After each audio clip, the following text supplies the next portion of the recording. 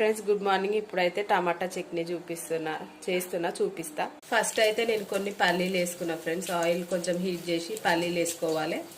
పల్లీల తర్వాత పచ్చిమిర్చి వేసుకున్నా ఫ్రెండ్స్. కొంచెం వేగినాక తీసి మిక్సీ గిన్నెలు వేసుకోవాలి. అయితే వేయించిన పల్లీలు పచ్చిమిర్చి తీసి ఈ ఆయిల్లోనే టమాటాలు ఉడకబెట్టుకోవాలి. కొంచెం పసుపు ఇంకా ఉప్పు వేసిన, తొందరగా ఉడకడానికి ఉప్పు, కొంచెం కొత్తిమీర ఇంకా కరివేపాకు వేసిన.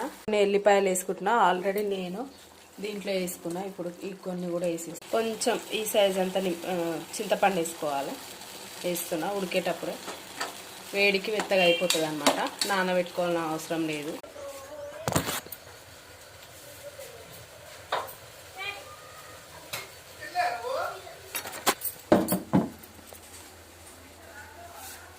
మిక్సీ పట్టిన పచ్చిమిర్చి ఇంకా పల్లీల దాంట్లోనే టమాటాలు వేసుకొని మిక్సీ పట్టాలన్నమాట. ఆ టమాటాలను కూడా వేసి మిక్సీ చేసిన అనమాట. ఇప్పుడు పోపు పెట్టుకోవాలి. ఇప్పుడు రుబ్బిన టమాటాలని పోపు పెట్టుకోవడానికి ఆయిల్ పోసుకొని మినప్పప్పు వేసుకున్న 2. అంతే ఫ్రెండ్స్, టమాటా చట్నీ రెడీ అయిపోయింది. పోపులా మిక్సీ చేసుకున్న టమాటాలు వేసుకొని మిక్సీ చేసుకున్న ఎంతో టేస్టీ అయిన టమాటా చట్నీ రెడీ. రైస్లోకి, ఇడ్లీలకు, దోశలకి అన్నిట్లోకి యూజ్ అవుతుంది.